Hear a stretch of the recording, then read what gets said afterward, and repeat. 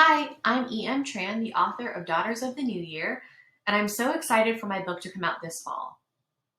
When I was young, my parents never talked about the Vietnam War or told stories about their childhood. I grew up not knowing that I didn't know, and I also never thought to ask.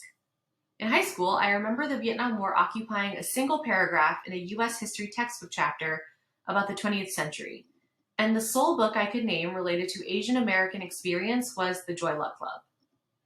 I didn't know anything about my history, and I was resentful towards my parents because our immigrant family didn't belong in those beautiful historic homes on St. Charles Avenue in New Orleans.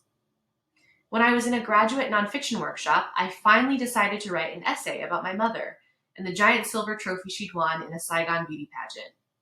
Initially, the essay had been about my own experiences with Hurricane Katrina, but that essay revolved around only me. It was flat and self-absorbed, and the absence of reflection about my parents was conspicuous. Their evacuation from New Orleans, after all, was like a ghost of their evacuations from Saigon. But I left them out of the essay because I didn't know how to talk about them. I didn't know anything about their survival, how they'd managed to make it to New Orleans, or that they'd had whole lives before coming here.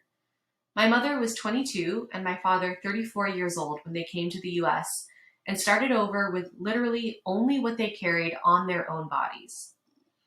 The idea of leaving for someplace else, learning a new language, and beginning again is, I know now, an incredible thing. The act of writing that essay forced me to ask and uncover and remember something hidden and forgotten. I realized, though, that there's still so much unknown, warped by memory and trauma in my parents' retelling. I thought, too, about all the erasure in the books I read for school. When I began writing Daughters of the New Year, I imagined what it would be like to know what happens. I could never know for sure in real life, but I could create a version in this book. I could create a space where knowing was actually possible. All of the women who were portrayed dishonestly or erased entirely from cultural narratives could be reimagined in a new narrative. So I hope that you enjoy following the Trung women back in time and that your world feels a little bit larger after reading.